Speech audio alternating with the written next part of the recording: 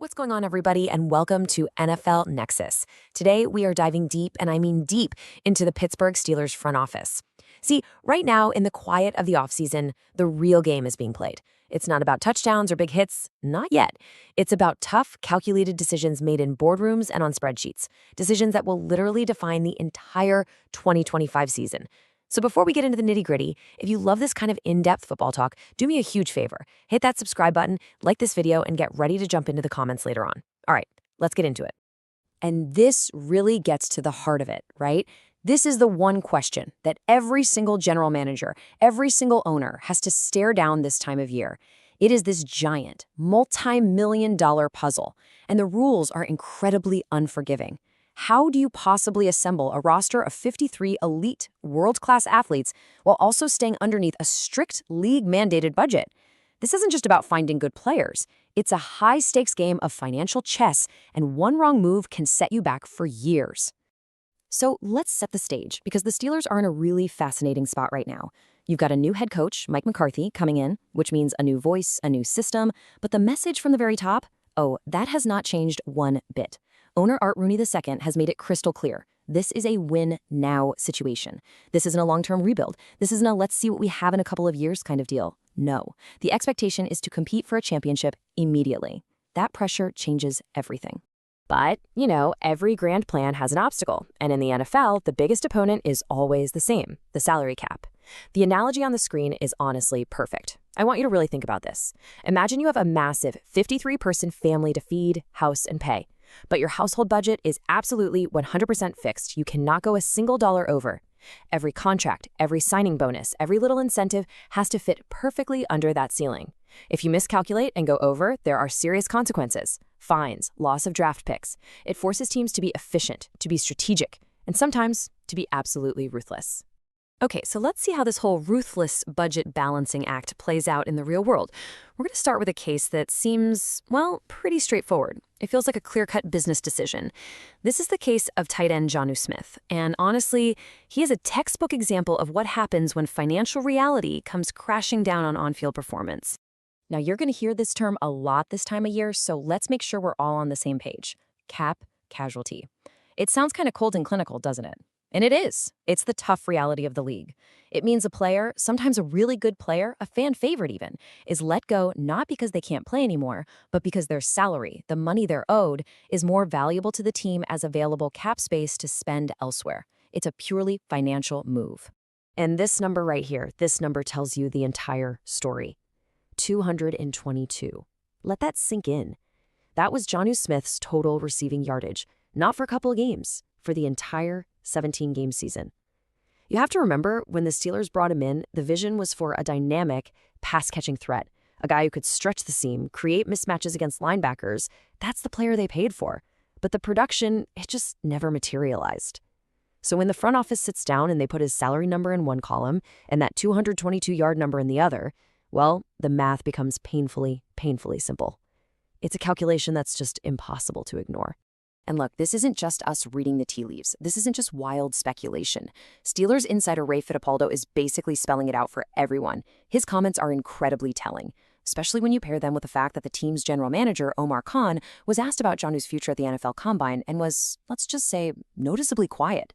In the NFL, silence on a player's future is often louder than any press conference. The writing is on the wall, as they say. This move isn't a question of if, it's a question of when.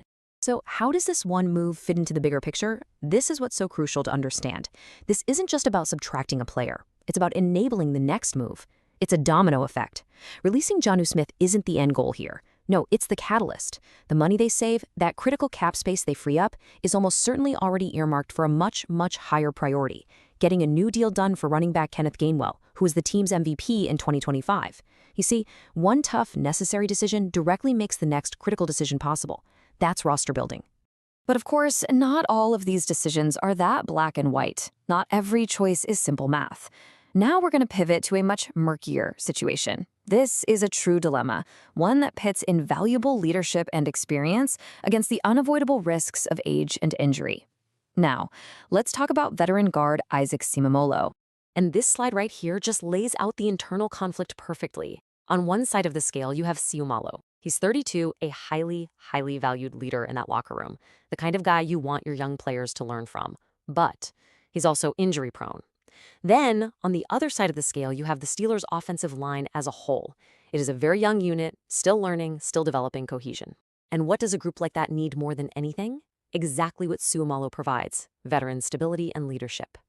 So, what do? Which side of that scale do you prioritize? It's a genuine conundrum.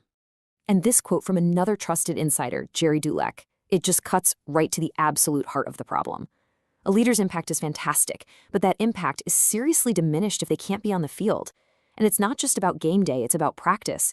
He's been toughing it out and playing in games, sure, but the constant nagging injuries mean he's not always available during the week to practice, to walk through drills, to help guide those younger guys in real time. You've heard the saying a million times, the best ability is availability. And that's the tough question here. How much are you willing to pay for a veteran presence that isn't always, well, present? So you might be thinking, what's the backup plan if they decide to move on? Well, it is not as simple as just letting him walk away and drafting a rookie. The team knows they absolutely cannot leave that young offensive line without a veteran anchor. So the plan is to go out and sign another veteran guard in free agency. But, and believe me, this is a very big but, the free agent market for guards is notoriously thin. As Dulac points out, you're usually looking at a market of either a bunch of old guys or young guys, with very few proven prime-age players available. So you risk letting go of a known quantity, like Suomalo, flaws and all, for a complete unknown. Get that decision wrong, and you could seriously disrupt the growth of your entire offensive line. It is incredibly perilous. So when you take these two cases, Jonnu Smith and Isaac Suomalo, and you place them side by side, you get this perfect snapshot of what the NFL offseason is all about. It is a constant, non-stop, high-stakes balancing act. Every single one of those 53 roster spots, every single dollar in that salary cap budget represents a critical choice, a choice with ripple effects that can and will shape the entire upcoming season. And this table here, it just illustrates the two sides of that coin perfectly. The Jonnu Smith situation, that's clean. It's a financial decision, plain and simple. He was an underperforming asset, and the choice is driven by the numbers on a spreadsheet. But the Suomalo situation, that is a classic football dilemma. It's not about a spreadsheet. It's a complex weighing of his intangible value as a leader against the very tangible, very real financial risk of his age and his health. Two completely different kinds of problems requiring two completely different kinds of solutions. Ultimately, what you need to take away from this is that these aren't just stories about two Steelers players. They are perfect examples of the fundamental challenge of building a contender in the modern NFL. I promise you, every front office in every city is staring at their own roster board right now, facing their own versions of these exact same puzzles. They're all trying to fit these difficult, complicated pieces together to create that one elusive championship picture. Which, of course, leaves us with the final, unavoidable question that we can't answer right now. With a new coach at the helm and a clear, undeniable mandate to win right now, the Steelers are proving they are not afraid to make the hard choices. But will these tough decisions end up being the right decisions? Will they be the moves that lead them back to glory?